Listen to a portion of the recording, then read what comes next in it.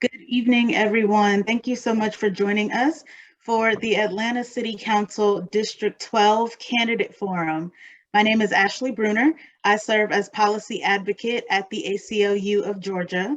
And we at the ACLU of Georgia, along with our partners, the Women Voters Atlanta Fulton County and the Georgia Association of Black Women Attorneys, encourage informed and active participation in government through education and through advocacy. And we are so excited that you've joined us this evening for this conversation moderated by the one and only Sally Sears. Sally is an award-winning news reporter. She's a founding board member of the South Fork Conservancy. The Trust for Public Land named Sally its 2015 Trailblazer for her leadership of the vision of South Fork. Her work is an outgrowth of 35 years of news reporting in growing cities across the South. Sally has covered politics and suburban growth for WAGA and WSB-TV since 1984. Current television reports include specialized news reporting on CBS 46. Sally has served as the founding chair of the DeKalb County Watershed Oversight Committee. She's a native of Montevallo, Alabama, and a magna cum laude graduate of Princeton University. And we're so thankful for you being here tonight, Sally. Thank you for joining us.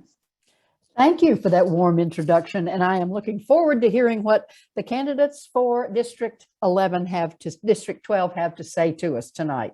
We have had some rousing debates and good conversation forums with the League of Women Voters at the helm over the last several years, and I am happy to be continued to ask to help to moderate these. I've lived in Atlanta a long time. I've covered many of the people we've been talking to, and I'm looking forward to hearing what these three candidates think they can do to keep making Atlanta the place where many of us want to live. So, shall we get started? Absolutely. I think it's time. Why don't we start? First of all, we've got some alphabetical orders here, and we've also got an incumbent here. So let's make sure we are as fair as we can possibly be to give everybody equal time to talk about what's going on in District 12 and what you hope to have going on in District 12. Why don't we start with Mr. Lewis? Give us a minute or so of your history and why you think you'd be a good choice for the voters. Antonio Lewis. Good evening. Thank you. My name is Antonio Lewis, and I'm running for Atlanta City Council District 12. I was recently endorsed by Working Family Party, AFSCME Local 1644, Way to Win, and the North Georgia Labor Council against an incumbent, something they rarely do because I'm the candidate that represents the working person most in this race. My plan to run for office wasn't to win first, then do the work. My plan was to do the work and let the community make a choice because the status quo isn't working. I come from the humblest of beginnings. My mother was murdered when I was 3, so I have firsthand experienced the effects of crime and bad policy. But that's not what Atlanta had when I was growing up.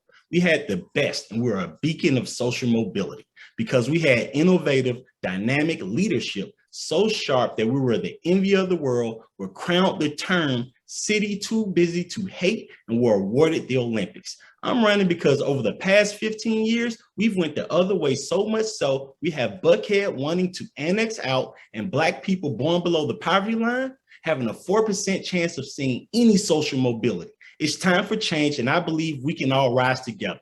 My name is Antonio Lewis, and I'm running for Atlanta City Council, where I grew up, where my parents are buried. Thank you, Mr. Lewis. We're going to get lots of opportunities. We do have this 1-minute idea in place, and we're going to keep to it. Ms. Shepherd, Joyce Shepherd, you have been in this seat for a while. Tell us why you think we should continue to elect you. You're going to need to unmute yourself, Madam Council Member. Sorry. Yes, thank you so much. I have been in this seat for 17 years. I actually came in humbly as a public servant.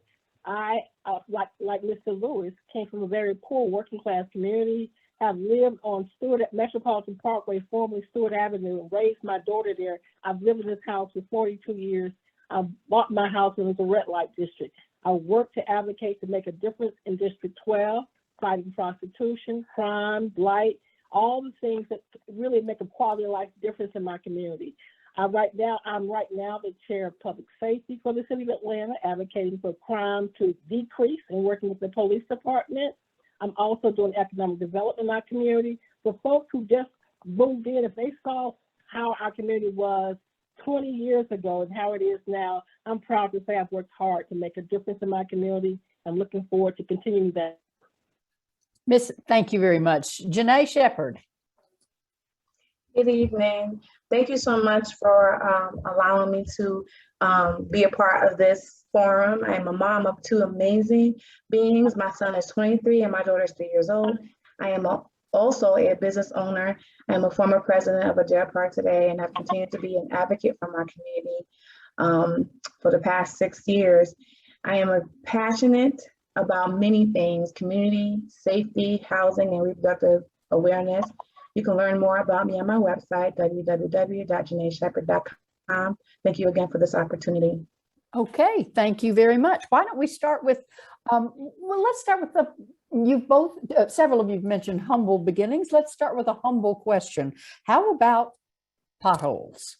What has happened in District 12 with potholes and what ought to change, if anything? Mr. Lewis?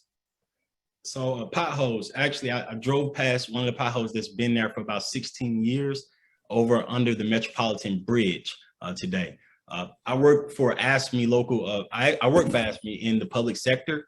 So I understand that the biggest problem we have with potholes in the city of Atlanta, we haven't invested in our city job, the city public sector job. Once we invest in that job, it's at a 30% loss. We all know that the police department is 400 officers short. If the police department were 30% short, they'd be 600 officers short. If we invest in the public sector the way that we should, we would not have potholes the way that we do in our community. But we still have the same, the most common thing I hear at the door is that we still have the same cracks in the street we had when I was dribbling the basketball. Okay, thank you. Joyce Shepherd, what do you have to say about potholes? Potholes is a major problem in the city of Atlanta. And actually, matter of fact, infrastructure as a whole, our streets completely need to be redone. We have not invested in our streets and our infrastructure in years. One of the things I've done as a council member was support the T-Slosh, where we've actually paved a huge amount of streets in my community, including potholes. So funding is a major issue. We're getting ready to move now and try to look at other ways to fund with impact fees and other things to actually work on our infrastructure. We've created a Department of Transportation. That's all they will be doing is looking at how we can improve our streets, our life, our infrastructure. So I'm always continuously working with the city to make a difference in terms of our infrastructure. Okay, Ms. Janae Shepherd, what do you have to say about potholes and what they feel like as you drive around the district? I have been presented by many of my family members and friends about when you become city council person, make sure you fix this particular pothole. But I understand that potholes can be very expensive for cities to keep up with. There's a lot of blame we can spread around for the poor state of Atlanta roads, streetscapes, and bike lanes. Lack of funding plays a role. I believe that for some streets here in Atlanta, we cannot just fill the holes. Some streets need to be completely redone and smoothed out. Some cities are tackling their craters by using technology to find, track, and fix them or figure out where they're going to appear. In Syracuse, city trucks that are filling potholes through a GPS units that pull data every time they spray asphalt into one. Thank you. Okay. You mentioned the Department of Transportation, a new department that the city has formed in the last few years. Do you think that that's a good idea? Antonio Lewis, why don't you start us again? We said we're going to switch it up sometimes. We will. Council member Andre Dickens did start that. Council member Andre Dickens and I have worked together for a very long time. I interned with Mayor Shirley Franklin in 2005. She started the Next Step program. I was one of the people that I was the chair of that program. So I was able to work with Mayor Reed and Councilman Dickens and at the time, Mayor Shirley Franklin. So the transportation department was needed in our city. I also worked with Marta. It was needed here. I'm glad that Councilmember Dickens, who's a dynamic leader, I'm glad that he actually did do that. It was needed. I agree with you. Okay. Joyce Shepherd, have you been satisfied with the work that the transportation department's done since it's been founded? Yes, I'm very much happy with it. As a matter of fact, I supported Councilmember Dickens in creating the Department of Transportation. When we had it before from the Public Works, it was actually totally not looked at. It was always more Public Works in the Department of Transportation. By virtue of the fact that we now have our own department, again, we have much more concentration now of looking at the issues around infrastructures, our roads, our sidewalks, our potholes. We now have a department that's all that they do is concentrate and look at that, even including funding in terms of how we will actually increase our funding to deal with the issues. So absolutely, the Department of Transportation, something was needed, and it's a great entity that's added to our city. What do you think, Janae Shepherd? I believe that the Department of Transportation was definitely a necessity, and very happy that Council Member Andre Dickens brought it forth. I think that it definitely, we did need concentration on certain areas, but I also believe that, there's always room for improvement. I think that we need to tap into more funding for our infrastructure so that the Department of Transportation can do better and be more effective for our city as a whole. Thank you. Okay, the next question is, where does that money going to come from? How would you raise the revenues for Department of Transportation? Why don't you start, Janae Shepherd? I would tap into our Biden bucks that are coming down. I think that infrastructure, he's got this big bill for infrastructure. And, Georgia has a trend for sending money back, and I would definitely make sure that no money goes back, that money stays right here, and every bit of it is effectively used in our city of Atlanta. Thank you. Joyce Shepherd, where would you look for new revenue? Well, we already, again, as I said earlier, we just had a previous T-Splosh that we're finishing up that actually did a huge amount of improvements in terms of streets and roads across the city, but it's not enough. We're in the process right now introducing new legislation through a referendum that will be on the ballot in March that will ask for another T-Splosh and ask the residents of the city of Atlanta to support another T-Splosh for more infrastructure improvements. We've also just increased our impact fees, something that was not done for years. And impact fees actually looks at development in terms of infrastructure also. So we just increased our impact fees that would tremendously help us and augment funding for infrastructure. We hadn't done that in over 30, 40 years. So that is going to help us tremendously. And of course, as we said earlier, Ms. Shepherd said earlier, we are working hard with the federal government for the infrastructure plan that's coming down from the president. Okay, Mr. Lewis, any other thoughts? Where would you raise some money? Yes. So first of all, I wouldn't send $1 back to the federal government when we get it. This year, our city sent back $12 million. So the first thing I would do is when that infrastructure funding actually comes in, I wouldn't make plans like we did with the transportation department without actually attaching a fiscal component to it. And so that's the first thing I would do. I said in a previous debate, in a previous forum, that one of the first things I would do if elected would bring forth legislation to where anytime we bring forth departments, there will be a fiscal component that would actually help pay for that stuff. But I wouldn't let a dollar go back to the federal government as we've done in the city of Atlanta previously. Why do you think that happened, Mr. Lewis? So typically, my first job out of college was on Capitol Hill with Congressman Lacy Clay Jr. And so typically when cities sent money back, it was because they didn't have a plan to spend the money. But it was something we definitely didn't want to have. We've done that in Georgia a lot. The state sends money back if it's a Democratic bill, such as the ACA bill, Obamacare. We sent money back by not letting money in. Atlanta, which is a progressive city, should never send money back. We should have done what Memphis did. We should have did what Houston did. We should have gave hazard pay to our public sector employees. We should have invested in the public sector with that money. Okay. Joyce Shepherd, why do you think we sent money back? Well, we had some major internal issues within the city of Atlanta. I will tell you why. By the way, we never sent any money in terms of infrastructure or transportation back. The money that was sent back was up under two entities. That was the housing division and also our workforce division. Those are two divisions that I have continuously worked at and asked for accountability and actually advocated and stood on top of the table saying we need to fix this department. So we actually have now completely restructured the housing division where there will be more accountability in terms of that funding and workforce development. We just hired new folks to deal with workforce development. So our goal at this point with the city is that no money will go back. But yes, we did have problems in the past. Janae Shepherd? Well, I believe that the state wants to make it seem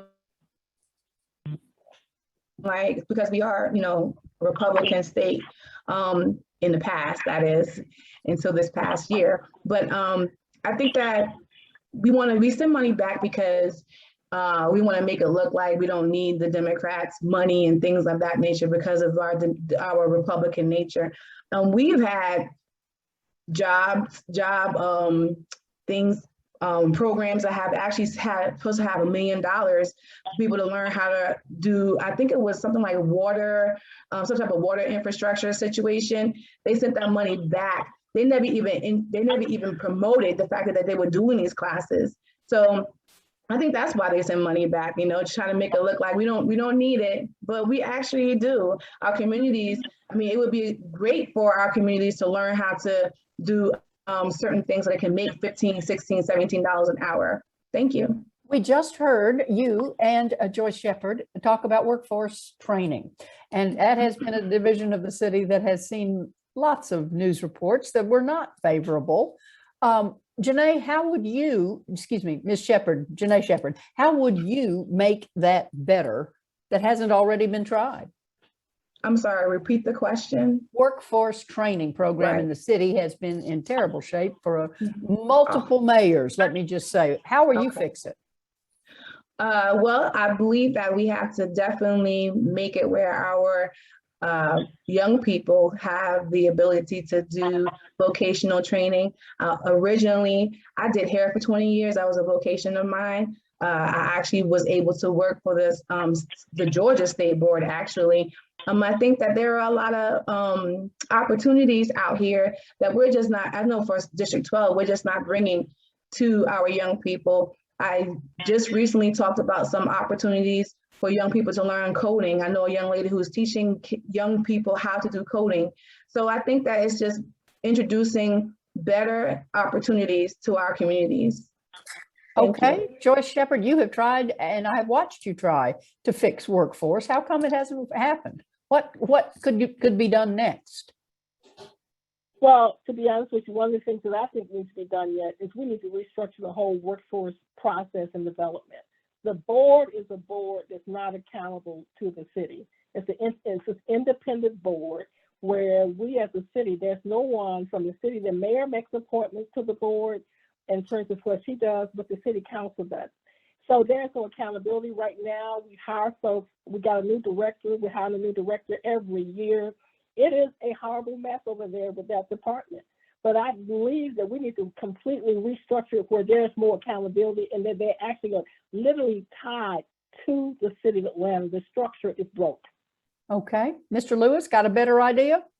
Yeah, I actually do. I actually have a community space on Cleveland Avenue that both Joyce Shepherd and I don't know if Janae's been there, but Joyce Shepherd actually came there for an event. And the Workforce Development Agency, it did work before. It changed my life. When we talk about the 29% of Black folk below the poverty line, I went to college because I was in that building. I got my first job, my first 2 jobs because I was in that building. So the Workforce Development Agency did work at one point. There are ways we can change this, right? One of the ways is we have to bring back programs like the Mayor's Next Step program. The Mayor's Next Step program was a program in which each student that graduated from a City of Atlanta high school they went to that workforce building. So that means we force these kids to come into this building. We offer scholarships to them. We offer jobs to them, and all these students, and we offer to pay with their next step. So there are ways we can work with it, that this can work. We just have to be creative and dynamic in our practices, again, like we used to be. Okay, thank you. Let me move to a subject that seems to be dominating the headlines these days. It's crime. How safe is the 12th district, and why is crime on top of everybody's issue these days? Janae Shepherd, let's start with you. Well, as District 12's next councilwoman, my focus would be on immediately addressing the COVID crime spike, where crimes have risen as high as 60%. Many neighborhoods have experienced poor public safety issues for decades, especially here in District 12. It's time to address the systematic failures once and for all. We must work with all public safety partners so that goals and outcomes will align. We need to change the culture of policing to encourage more community policing by building the relationships between officers and residents. We need to increase funding for PAD so they're able to be available for 24/7. Open recreation centers with extended hours, giving our youth more opportunities to learn and improve vocational skills. Thank you. Joyce Shepherd, you've had the opportunity to have a finger on that trigger. Have you pulled it? Yes, I have, and actually I'm still working on it as we speak. I just came from Houston, Texas about a month ago, looking at, they have a lot of programs in Houston in terms of best practices across the country dealing with crime and other opportunities in terms of doing it other than just calling the police and dealing with crime. So pre-arrest diversion is one program, sobering centers. We don't need to have all our folks just being in jails or being locked up. What we also need to do is cure violence. We have a program with the Annie Casey Foundation in Lakewood where we're actually going out interacting with folks in our communities in District 12 to talk about specifically, if you have a domestic crime, the police department can find out where is that? And we can actually bring out social workers and folks who would actually interact with folks. This issue of crime in our community is something that has been ongoing. We got to try another tactic other than just calling the police. And so I'm advocating for that. Okay. Antonio Lewis? So this is all I know. Kasim Reed was over crime in 2016. It was the least it's been in the history of our city.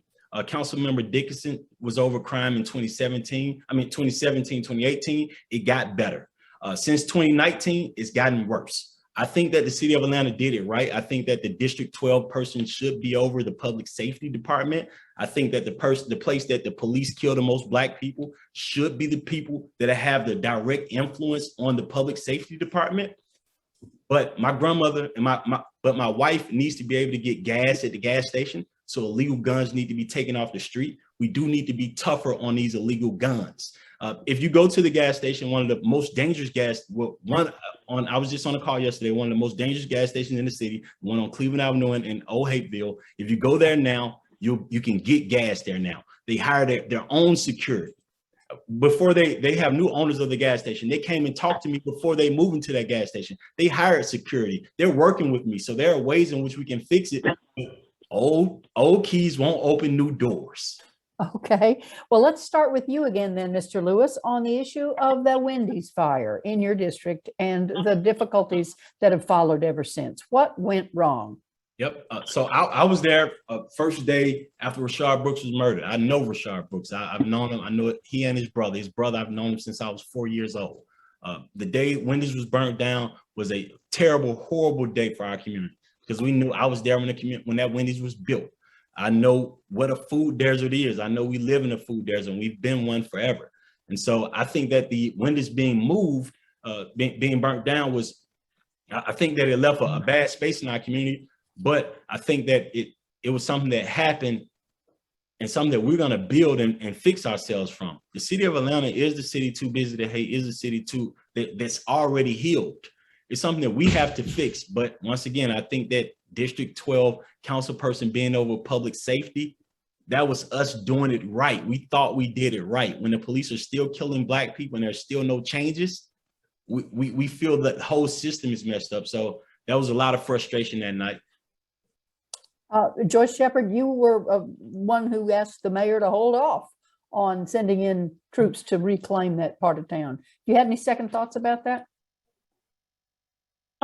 No, what I was doing, and as Mr. Lewis says, and we were out there many a night for months, for almost a month, interacting with the folks out there. Number one is I came up in the civil rights movement, so people have a right to actually protest. Unfortunately, what happened in terms of us taking it out was we were negotiating with the folks in terms of their needs, their wants, and talking to actually family members with Rashard Brooks and folks to actually try to come out with a peaceful way for them to leave. Unfortunately, what happened as that happened at the very end in terms of the mayor and I, we negotiated. The mayor wanted to actually have people move right away. And I said, Mayor, if you do that, you're going to cause an explosion. We need to be working with the folks out there on the streets in the community. That was what I was doing until finally another episode happened out there and we had to shut it down. Ms. Shepherd, Janae? First of all, my heart goes out to the family that lost their daughter. I think that what went wrong was the factor that even in negotiations, like there's a way to go about that process. And I think after you've been in this particular space for a few days, and yes, people definitely have the right to protest, but I think that I do think that sometimes police officers can foresee something going to go south before it actually gets to going south, you know? And so I think that you do have to sometimes just say, okay, we want to talk to the family of Rayshard Brooks. We need to take them to the side and do that. Maybe bring them into an office space or something like that. And what we need is also, we need to make sure that people are safe first and foremost. His family also suffered a great loss, you know, and so we have to be intentional and compassionate in that manner. Okay. And I don't really think that we did that in that case. Let me ask you one more question about that. The district attorney has used a GBI report to imply that Rayshard Brooks himself had some gang affiliations. Do you think that's so? I'm asking Janae Shepherd first. I don't know Rayshard Brooks. I don't want to pass judgment on that. If that is in fact true, I'm sad to hear that. But I won't talk ill of the dead. That's just not something that I would do. Thank you. Joyce Shepherd, is there a gang problem in the 12th district? I would say there's some gang problems. I don't know about Rayshard Brooks, but yes, we do have an element of gangs in our district, in District 12, and we work with the police department to interact with them. But again, another way to do that is a whole different way. When you look at gangs, you got to look at why they're gangs and what's going on with that. So again, in terms of pure violence, we've got to begin to look at other ways to channel the gang problem. But in terms of Mr. Brooks, I don't know if he was a member of a gang or not. How about you, Mr. Lewis? Do we have a gang problem in the 12th district? Well, first, I want to say that what does gang affiliation have to do with the police killing Rayshard Brooks at a Wendy's at night? Well, the district attorney's indictment of the subsequent, a month later, had some, I'm not. Because they could say that about me as a person who runs a community space behind a barbershop, next door to a church, across the street from an elementary school. They might say I have gang affiliations. Rayshard Brooks is my friend. His brother is my friend. He's an outstanding young man. We call him a Lil Mac. He's a kid to me. I don't see any gang. If you hear his voice, he's an outstanding young man. No gang affiliation. I'm sorry they're trying to change. That has nothing to do with anything. But do we have a gang problem in the city of Atlanta? We have a horrible gang problem in the city of Atlanta. That gang problem in the city of Atlanta happened over the past 16 years. I grew up without gangs in this city. Gangs are new in our city. And anybody in the city of Atlanta will tell you that. So of course, yes, we do have a gang problem in the city of Atlanta, and I'm combating it directly. Go to the high schools, go to the schools, and the teachers will tell you I'm doing it directly. Thank you. Thank you. Let me move to a question that has bedeviled the city for months. It has to do with affordable housing. And the Beltline and the part of the Beltline that is now going into Pittsburgh is a beautiful thing. Is this helping? And where is affordable housing in the world that you occupy? Mr. Lewis? So yeah, we have affordable housing on Cleveland Avenue. The changes to affordable housing, I think a lot of people talk about our zoning because they want to do some renting. But I've been knocking doors. Our affordable housing is in horrible conditions, and there are different ways in which we can change it. We need to bring some of the affordable housing that we used to have, in which we used to have public housing. We need to bring some of that back online. I visited New York last week, and I was with State Rep Carlson. He actually did an affordable housing building in the city of New York, and he's been able to keep in Brooklyn, in the middle of Brooklyn, next door to the park. He's been able to keep a rent below $1,200. in New York for 3-bedroom apartments. So the way we talk about affordable housing in Atlanta is different than how we should. We're talking about affordable housing like mixed use and mixed income. We need to change that conversation. Okay, Joyce Shepherd? Well, when we talk about affordable housing, there are so many elements to it. Number one is affordable housing in District 12. Right now, there's a build out in my district of about 3 or 4 affordable housing units. Right at the corner of University and Metropolitan, there were some old apartments there that are being completely renovated by Columbia Residential, and they are all 100% affordable housing. So we're keeping that there, but we're actually renovating those apartments. And that was through a program with the city and the state that we're doing that. Over in Sylvan Hill, we're doing affordable housing, many units over there. Also at Heartland Station at Crossroads Shopping Center, right in the area where Mr. Lewis is talking about at Cleveland and Hatfield, right behind the old McDonald's, Summerdale Apartments.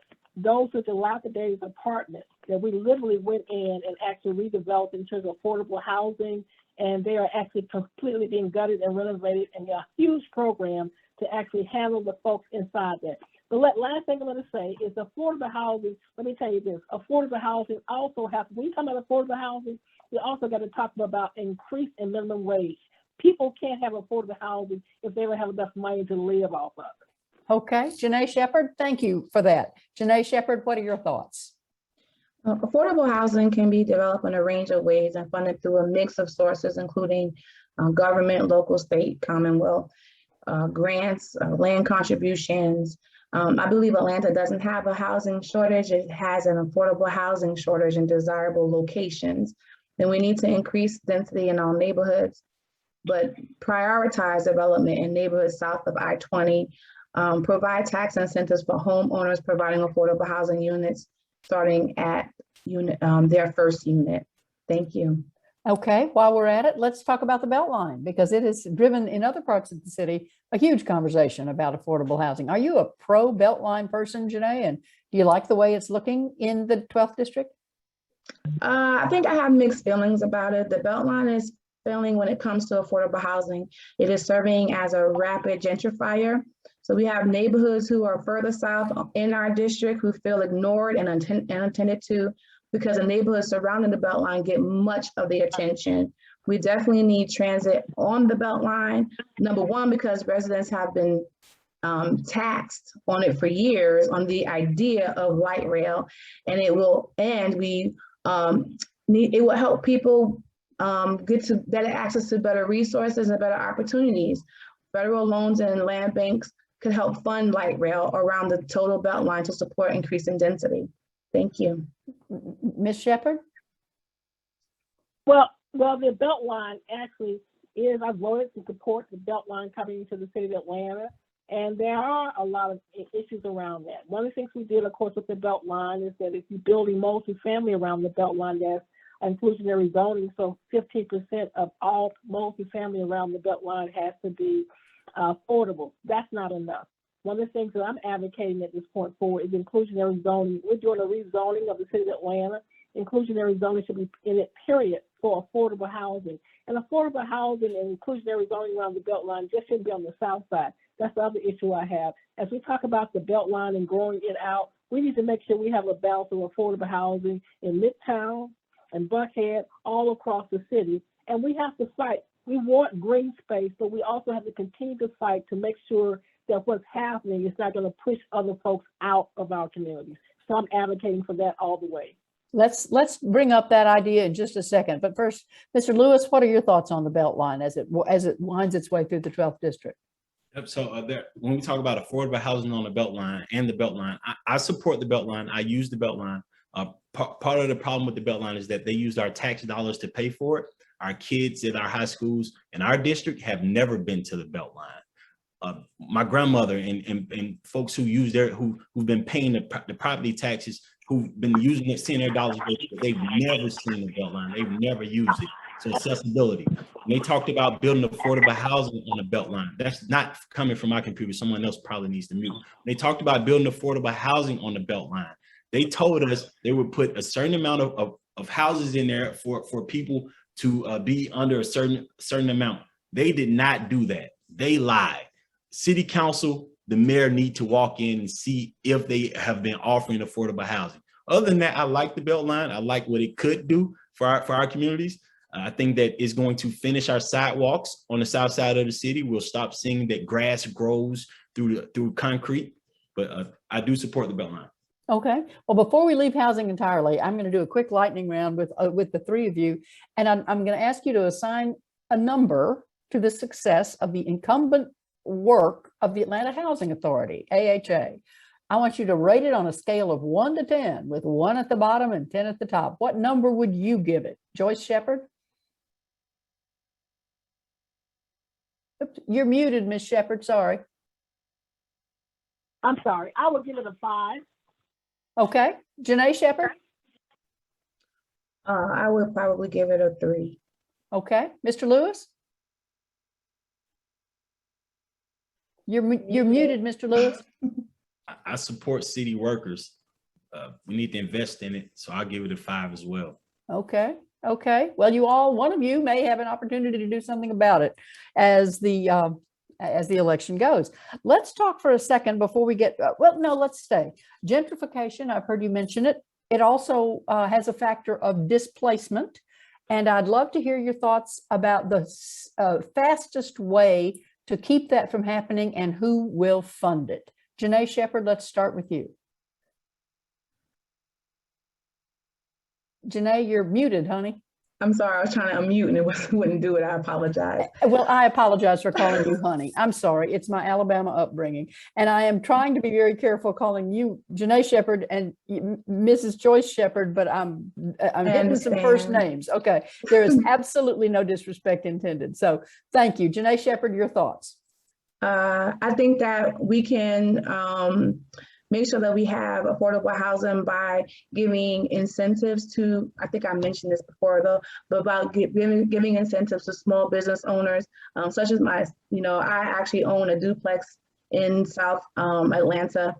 And I mean, giving people who have small units, a small amount of units rather, tax incentives to make sure that they keep their homes affordable so that people, when they rent them, they won't have to pay top dollar. And my house is by the Beltline. I did not catch the second part of that question. I apologize. Who's going to pay for it? Who is going to give you that subsidy? I think that we, again, can tap into our federal dollars as usual, but we also there is money that we have to look through that the budget to see that there are actually places that money is going that are not even active anymore. So we really have to go through our budget and clean it up and make it make sense. Mr. Lewis? So we definitely have to tap into our federal dollars, but we also have to bring back online places that were there.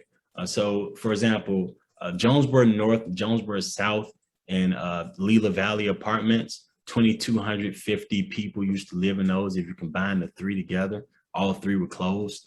Those folks who lived there, some of my friends and family members who lived there, my dad actually lived in Leela Valley, they were given vouchers to go to other parts of the city, but nowhere in the city after a year with their vouchers actually work. So we have to bring back online some of the stuff that we had. Who would pay for it? We have to match some of our federal dollars, partner with our state partners. We don't have that many state partners.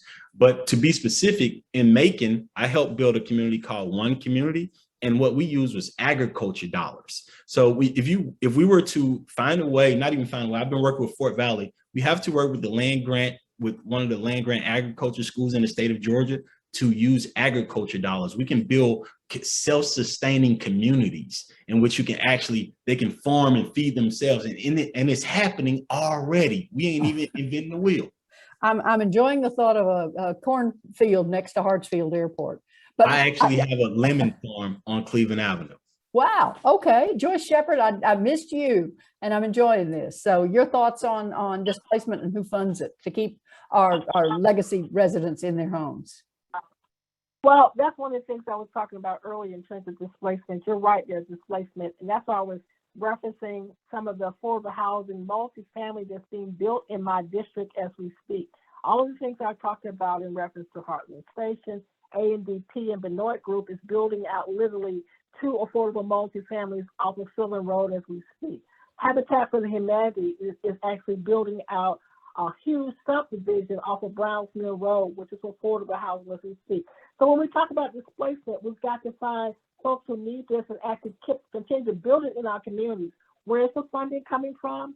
Right now, in the city of Atlanta, we work with Invest Atlanta in terms of bond funding. So a lot of folks right now have a developer on Metropolitan Parkway who's actually looking at more multifamily development. He's actually going after some Invest Atlanta bond money to make that happen, along with housing funding that we have in the city of Atlanta.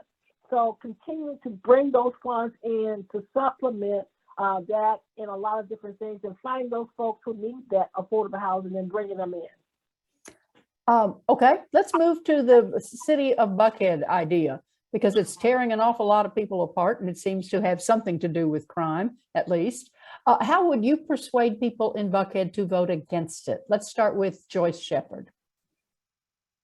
Well, it was interesting. I just had an interview with the Buckhead Coalition last week and they asked me the same question. So yes, I told them that Buckhead should not leave. Buckhead, as we look at Buckhead, it's the history of the city. We've had it there, but I would tell you, in reality, is that Buckhead brings in a lot of our tax base. That actually is the city of Atlanta. We need to keep that tax base. Of course, why they're leaving is because of crime in the community. So again, we have to deal with the crime issues. But when you look at Buckhead leaving, you got to look at a lot of things: the school system, the infrastructure, the redevelopment of a whole nother city, and how that works, and the cost and the values in terms of that. How do you divide that out? When we look at the pros and cons, it's better for Buckhead to stay. And I've told them that we need to work with them to make it stay, but we need to deal with the crime and the other issues in Buckhead also. Okay. Like they are all over the city of Atlanta. Okay. Mr. Lewis, how would you persuade a Buckhead voter not to vote for a special city? So first, I would tell them that your issues are valid, but we are a great city because of generations of leadership that work together. Mayor Mansell, Mayor Jackson, they worked together. They built a city that was such a city on the hill that we were awarded the Olympics.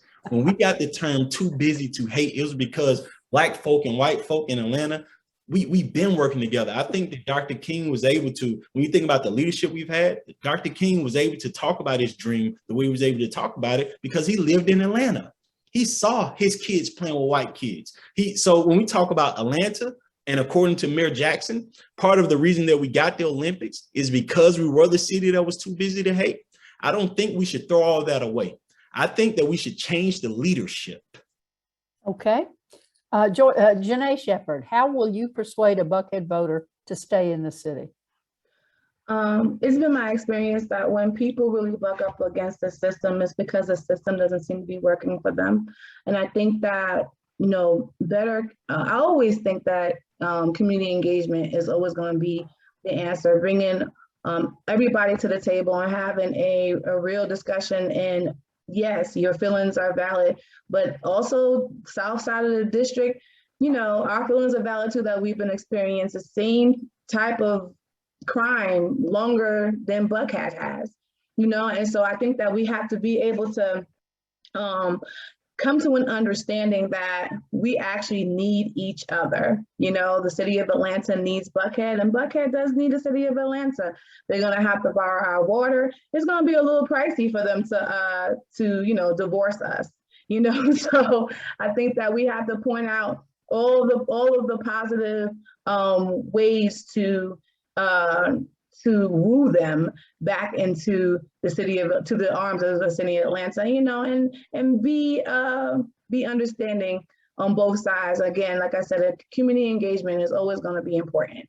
Yes, I agree. And I think most of us would agree. And I also think that some of that is in pretty short supply these days as we're getting testier and crankier. My favorite word for the status of the political debate these days is cranky, because it just seems to not indict anybody unfairly, but describe the situation we've got.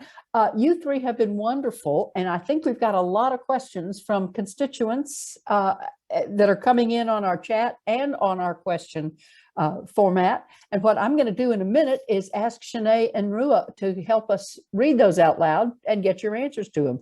But let me make sure, first of all, that we have a quick lightning round of your favorite restaurant. Why don't you start, Joyce Shepard? Where would you go on an evening when you just really want to have a nice meal? We just had a great, well, actually it's a couple restaurants in my district. Keppers, it's a Caribbean restaurant on Metropolitan Parkway that I just ate lunch at today. So that's one. We have another new restaurant just opened up right down the street on Metropolitan Parkway called Rodney Scott Barbecue, and it is new to the community, and I love it. Okay, hang on. Let's get Antonio Lewis's favorite restaurant for a nice evening with his folks. So nice evening with my wife or anybody else, Tom, Dick, and Hank, right off of Ralph David Abernathy, and they also endorsed me. But part of the reason why is because when I proposed to my wife, they let me basically have the entire restaurant for our engagement party, for a surprise engagement party. So it was Tom, Dick, and Hank. I'd say that's a pretty good endorsement. Okay, Janae Shepard, where are you going to take me for dinner? Well, I'm taking a few family members to Life Bistro, which is located in Sylvan Hills. That's all vegan food. I also, I love something to drink for lunch. They make great sandwiches, and their natural juices are awesome. Thank you. I've enjoyed this. I'm certainly getting to know a little bit more about restaurants in a variety of parts of town, and I'm headed there for sure. Shanae, have we got some questions that have come in from the audience?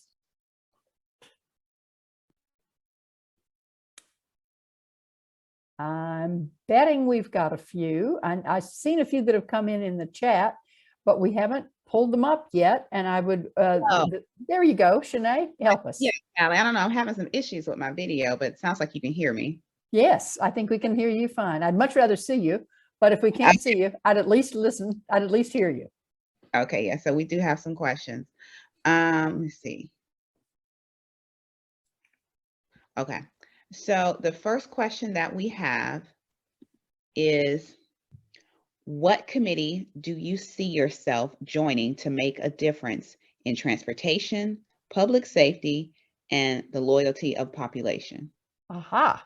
Okay, Antonio, why don't you take that one? What committee do you want to sit on starting in January? So I would definitely sit on the Public Safety Committee because I think that's one of the biggest things that's going on in our city. I think we need to be stronger on crime, and I think we need people who are stronger on crime, people who've worked with both sides. Serving as communications coordinator with AFSCME, I am the I'm the correctional communications coordinator for Texas, Louisiana, and Georgia. So I negotiate contracts for correction officers. On the other side, City Councilperson Shepard met me at the Wendy's because the folks at the Wendy's, Rayshard Brooks family, in our community, I'm the leader. So whenever Rayshard Brooks was murdered, they called me. They wanted me to come down. So that's the community portion. So we have the police portion and the community portion. And so I would want to be on the Public Safety Committee. Okay, Ms. Shepard, how about you? Joyce? And I'm sorry, can you all hear me? My video may have been lost a little bit. I got disconnected. But public safety, I have three committees that I all love all three of them. Public safety, community development, human services, and utilities committees. Both of them are really key to my community. So I love all three of those committees and would love to stay on them. That's what I'm on now. Okay. How about you, Janae Shepard? Community development definitely is a passion of mine. Definitely want to make sure that our neighborhood associations and our NPUs feel supported and have all of the, not just information, but the tools that they need to be successful. Thank you. How about you? Another question, Shanae? I've got a quick one on NPUs because I'm glad you mentioned it. I love the system. I love the folks who put it together years ago, but I have heard this criticism that some of the NPU leaders, and I won't say many, have kind of got a mean girl thing going that discourages people from coming to the NPU meetings and that they're sort of bossy. Does this sound familiar? And if so, should we do something about it? Joyce Shepard, what are your thoughts? Well, to be honest with you, that's the first I've ever heard of that. We did have one situation, one of my NPUs, but it was eventually resolved with them voting that person out. As a whole, and that's what you should do, by the way. That's the answer. If they, Yeah, that's democracy right there. but as a whole, I haven't heard that a lot across the city. Well, I haven't heard it a lot either. It just caught my ear. Antonio, I'm sure there's no mean girl in your life, but what would you do about NPUs? You like them? So I think I'm the only person on the call who wasn't an NPU leader or a neighborhood chairperson. I've worked with the NPUs. It's been a little difficult I can see why people would say that, because I've done 9 full-scale murals in my community. We did $30,000 in scholarships this year. We gave away $3,000 in one day to just people in the community. We've done community cleanups. We aren't able to get on an NPU schedule. This high school, the 3 high schools we have in our community, they don't give reports at the NPU meetings. So the NPU system is the most beautiful system in the history of the world. Other people are trying to mimic what we have here in Atlanta. I know because Mayor Shirley Franklin, along with Andy Young and those folks created it, and I've worked with them. We need to change it. It needs to be changed. The new dynamic leadership in Atlanta is always supposed to be able innovative and creative. So next generation leadership will alter it. Okay. Janae Shepherd, what about you? You were giggling at the mean girl idea. Yeah, so I would love to see more young people be able to attend our NPU meetings, and I would love to see them to hold actual chairs. It seems like we do have a little bit of a revolving door when it comes to chairs in the NPU system. And so I love the system. I think that it gives us a voice. It gives the community and neighborhoods a voice, and especially when it comes to new developments and things of that nature. I actually do agree with Antonio that the next generation of leaders will definitely revamp that system and make it work for everyone. Thank you. Shanye, have we got another question from the house out there? We actually got a question just a few moments ago. The question is, what do you think we can bring back to the community for our kids to get them off of the streets? Ooh, get the kids off the streets. Okay, let's start with Antonio, Mr. Lewis. So I actually have done this. I actually own a community space on Cleveland Avenue. It's behind a barber shop, next door to a church, next door to the fire station, across the street from the library, right? With a lemon farm. Lemon farm down the street. It'll sound crazy, but God is good to me. And actually the lemon farm, my grandmother and I planted the lemon tree when I was 17 years old. I'm 34 now. It produces 10,000 lemons this year. So I actually own a space on Cleveland Avenue that we've done murals with these students. We put things in the building that students can have. Like I bought video cameras, I bought heating press, we bought TVs, we bought laptops, we put internet Wi-Fi in there because we know all the students didn't have Wi-Fi, even though they were at home during the pandemic trying to do school. That in turn, what we've gotten from that, one of our students just today received a contract from APS to do the film. He's filming all the football games. And guess what camera he's using? He's using the camera I paid for him. 2 weeks ago, one caveat, 2 weeks ago, before he went to college last month, he was robbed in his own yard of a camera. He was robbed in his own yard of a camera. Within 24 hours, we raised money again to buy him another camera. And now he has that contract. That's how you do it. Thank you, Mr. Lewis. I appreciate it. Joyce Shepherd, what are your thoughts? Well, we need to actually enhance much more what we already have. Out today, I was honored to be at a groundbreaking over in Southside Park, where we actually have the first mountain bike park in the city of Atlanta that was built in two years ago. Today, there was 50 mountain bikes, not regular bikes, mountain bikes that were donated to Southside Park, and they brought in kids from the recreation centers to actually learn how to do mountain biking in Southside Park. And so, but we need to do more programs to enhance our kids. We need to reach out more. I'm on the board of the YMCA on Pryor Road that deals with youth. We just opened up that Promise Center on Metropolitan Parkway with the Police Foundation that's taking our kids off the street. I have an alternative school in my community off of Forest Park Road that is actually doing stuff. So much more engagement with our youth in terms of taking them off the street and getting funding to take the boys off the street with the water. Oh, the water boys. I knew we'd get to it. Janae Shepherd, what are your thoughts? I love the water boys. Shout out to Isaiah, who is one of my favorite water boys. I would love to see that our young men that their entrepreneurial spirit is challenged in a whole nother way. I think that we could if we have there's a program called Hey, helping empowering youth. They have done some really phenomenal things with the quote unquote water boys.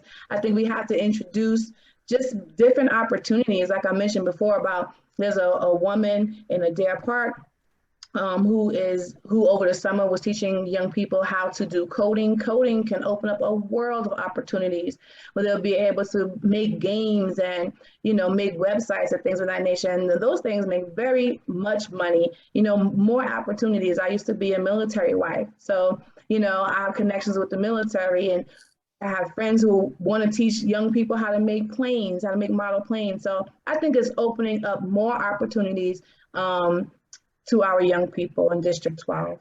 Thank you. Why did we lose the Centers of Hope? Why did they close, Joyce Shepherd? I hear in the mayor's races, they're talking about bringing them back. What happened to them in the first place? Well, the Centers of Hope has never closed. The Centers of Hope, most of them were absolutely in our recreation centers. So that mechanism that Mayor Reed started is still there. The structure may have changed to some extent, but the Centers of Hope are still there. I have some in my district, and there's some in Thomasville, so they're still there. Pittsburgh in my community is still a Center of Hopes, so they're still there. So when the mayor is saying that they have not gone anywhere, they're still there. Again, what I'm saying is we have to do more programming to take more kids off the street and bring them into our rec centers. And then continue to have programs to work to make it happen.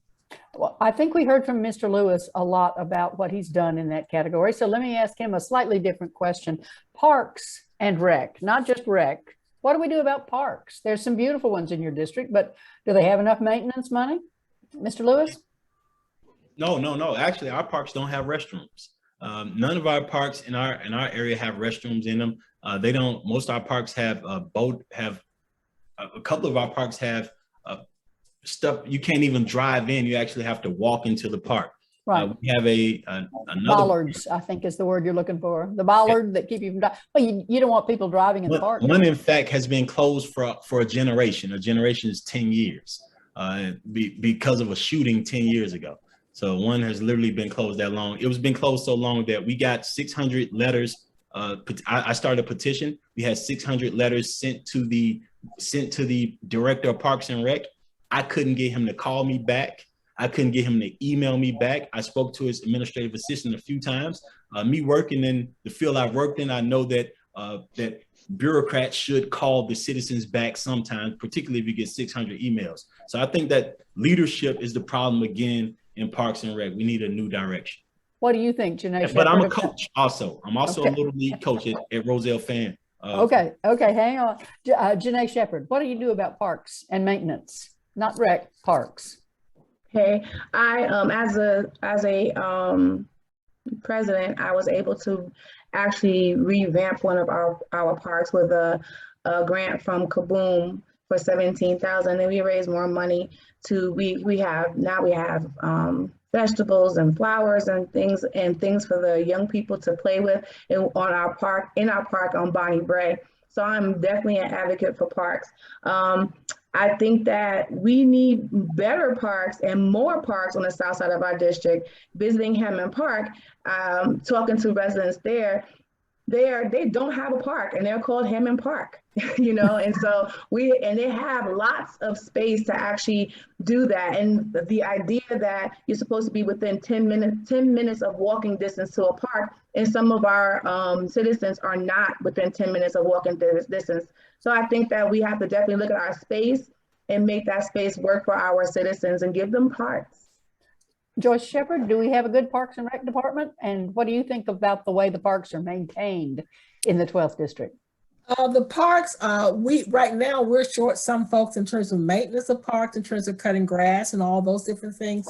But we have great parks in our city. So one of the things that we're doing now, as a matter of fact, yesterday we should be voted up by Monday, is a pay increase for workers so that we can have more folks from $15 an hour to $18.12 an hour for people who are on the street doing parks, because right now we have a shortage of workers. So number one, increasing wages, as I said, continuously. But number two is we have great parks in our city. I have worked right now, Lake Charlotte. I was at Lake Charlotte on Monday, which is a new park, 211 acres of a nature preserve that we're building out with the Parks Department in the city of Atlanta. That is absolutely unbelievable. It's going to take us 5 years to get it built out. We just also purchased a new park for South River Garden communities. I had 15 parks. I have now 17 green space parks in the city of Atlanta. Okay, let's talk one more fee question for everybody. We've talked taxes a little bit tonight. Stormwater fee. It tried once and it didn't make it. Antonio Lewis, do you think we need to raise a tax to protect the creeks and the rivers of Atlanta from stormwater? Yes, I actually do think we need to raise the tax, but I also think we could be innovative. At South Atlanta High School, there was a student by the name of Anthony Mitchell who created something called Wave Runners. He's trying to create a program that's actually monitoring the flooding levels in our creeks here in the city of Atlanta. So I can only imagine what students at Georgia Tech, Morehouse, Spelman, Clark would do if we asked them to run a study. But the city of Atlanta hasn't, the partnership with the colleges isn't the same as it used to be. So. Okay. But I Okay. do agree. We're raising the tax. Okay, Janae Shepherd, where are you on a stormwater fee? This is pretty far down into the weeds, I realize.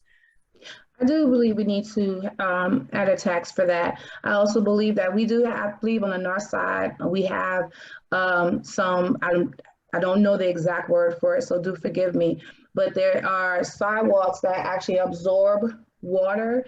On the south side of our district, we have a tremendous problem with flooding. So I think that, again, our infrastructure needs more investment. We need to make sure that we first put in place sidewalks and make sure those sidewalks are absorbing water. Thank you. Okay, thank you. Joyce Shepherd, what about the stormwater fee? You remember when that came up and then had to go away? Yes, I do remember that. I am on one side of we should support stormwater fees because we need to improve our infrastructure. That's the whole purpose of that. You all know we was in up under a consent decree with the water, and that's why we are. And now we're a city that looks good. But our fees, we still got a lot of work to do. But I would say one thing, Sally, is that right now, water, we need to go back and do an audit of our water bills. One thing I think that the city does not do well, and I've been advocating for this, but our water, folks are not paying their water bills. Commercial folks, huge companies, apartment complexes, you'll be amazed at what you see. And if we could collect some of the money where fees are not being paid, we may not have to raise our tax fee for water. Are you talking about commercial deadbeats? I think you are. Why can't we go after them, Miss Joyce Shepherd? Well, we can. What's happening now is we're in a situation with COVID-19 where everybody's saying, oh, don't go. Because when we go after them, you also got to go after residents who are also behind in their water fees. But again, when I'm looking at the audit, the question you have to ask is, are really some of these people, again, know that the city is not touching anything. So they're using this as a scapegoat. Yep. So again, for me, I've already begun to ask, I'm actually working on that now to ask for accountability in terms of people who are not paying their water bills. Okay.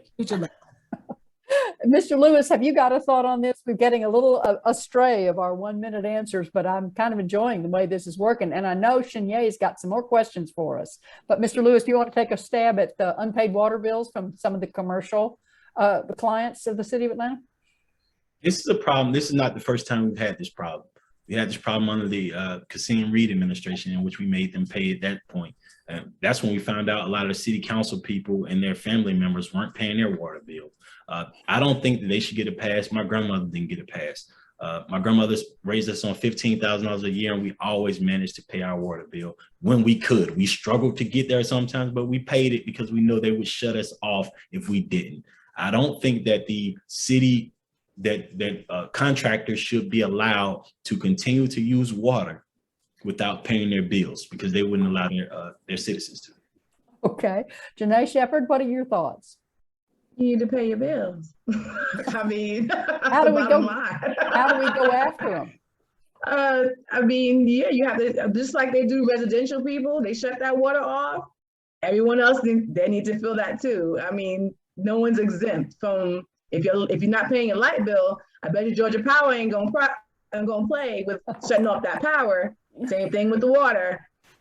Okay, Shanae, have we got some more questions coming in? I'm feeling good about this conversation tonight. I suspect other people want to join us. We do have one more question. That question is, would you support an ordinance that would mandate every city contract to allocate a percentage of jobs for a project to local residents? Procurement question. Antonio, what is your thought? Local workers getting a piece of city contracts. Can you please restate that question? I didn't hear it. Sure. Shanae, better try it again. Yeah, certainly.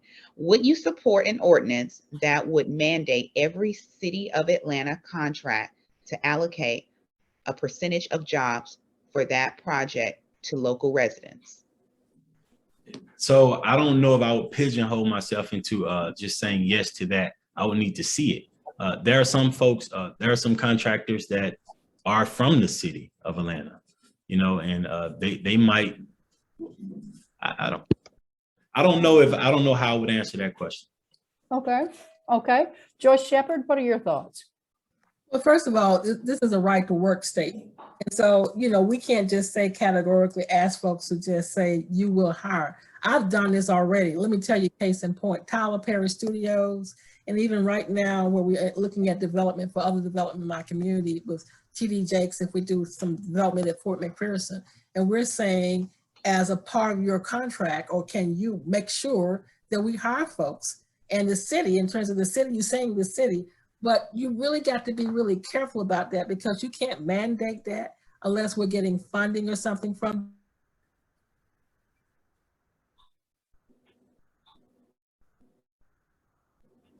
We could do more in terms of making it much more accountability in terms of hiring folks. But the last thing I'm gonna say to that is that we got to have people qualified to do the work.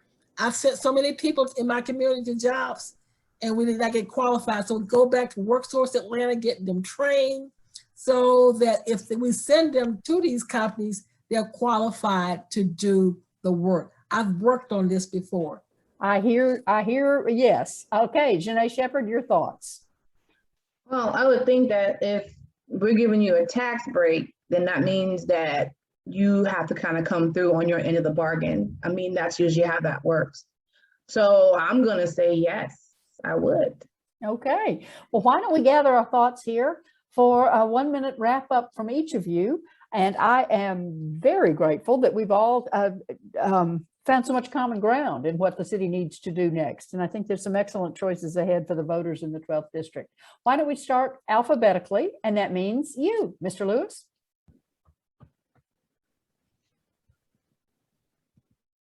So Atlanta used to be a beacon of social mobility because she had dynamic leadership. 15 years ago, just like today, the minimum wage in the state of Georgia was $5.15. 15 years ago, I and every student that graduated from an APS school received $14 an hour and help with whatever our next step was. Right now, 29% of the Black people that live in Atlanta that are born below the poverty line have a 4% chance of making it out. If you line up 100 newborn babies born below the poverty line, once you get to number 4, you would count 96 more kids before you get to another child that would see any type of social mobility. As a child born below the poverty line, and my mother murdered at 3, my grandmother raised me with her Social Security check, prayer, and good policy.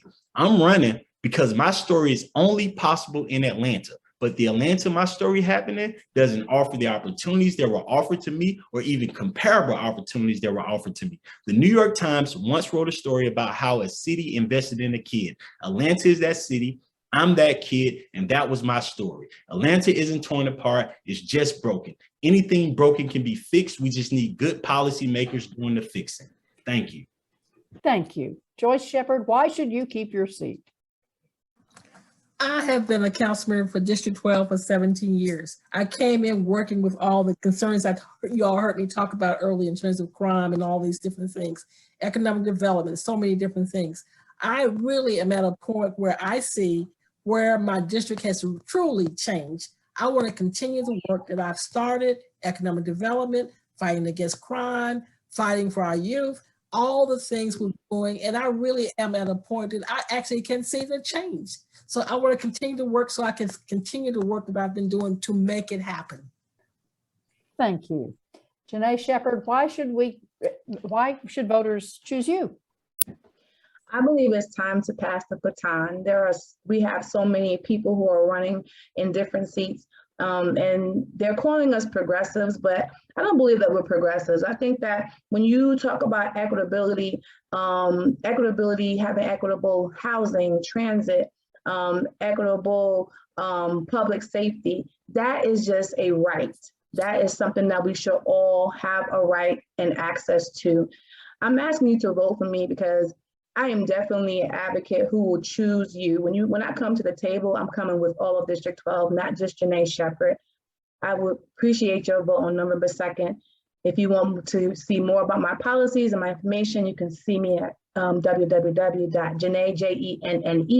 Shepherd, the Good Shepherd in the Bible.com. Thank you. Have a good evening. Thank you. All three of you have done a wonderful job tonight, and I cannot let the opportunity slip for saying hooray to the League of Women Voters and the ACLU for helping to put this together. A well-informed electorate is a better electorate, and I am grateful to everyone for letting me help to guide this conversation tonight. Now, I think we've got a few final words from Nicola Hines, the president of the League of Women Voters Atlanta and Fulton County. Nicola, how are you doing? I'm doing pretty good. Thank you so much, Sally. Good evening, everyone, and thank you for attending our District 12 Candidate Forum this evening. As Ms. Sears has said, I'm Nicola Hines. I am the president of the League of Women Voters, Atlanta, Fulton County. Once again, Sally, you've been with us for the past year and a half so far with our virtual events. So thank you so much again for moderating tonight's forum. Thank you to our candidates, Councilwoman Shepard, Ms. Janae Shepard, and Mr. Antonio Lewis for taking the time out to educate, empower, and engage our residents of the city of Atlanta, and especially District 12. Thank you so much to our League of Women Voters Voter Service Committee for all their hard work. What a lot of people do not understand or know that this is forum number 7 out of 17 that we're doing in 30 days. One of the main things is that there are only 3 uncontested seats for the city of Atlanta. And we felt it was our purpose to make sure that everyone got a chance to meet the candidates, because come November 12th, the face of the city of Atlanta could change greatly. To me, voting is important regardless if you vote every month, every year, or every 4 years. However, participating in local elections is even more important because it starts with the change that is needed within your community.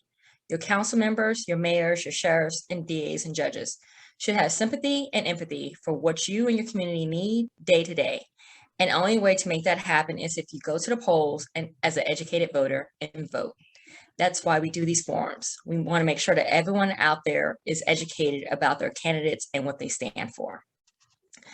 Once again, I just want to say thank you everyone for participating. I will not be a good president if I did not end this as saying, 1, everyone needs to join the League of Women Voters. We're a 101-year-old nonpartisan political organization. We have members that are on all sides of the aisles, across the aisle, down the aisle, middle of the aisle. We have every party represented in our organization. We also have people of multiple races, gender, religion, and sex. So even though the word has woman in it, it's open to everybody. If you want nonpartisan information, you want to help make a change as a community, this is the organization you want to be part of. So go to lwvaf.org/join to be part of our league of organization. And as stated, we are doing multiple forums. Tomorrow we have today's Thursday, right?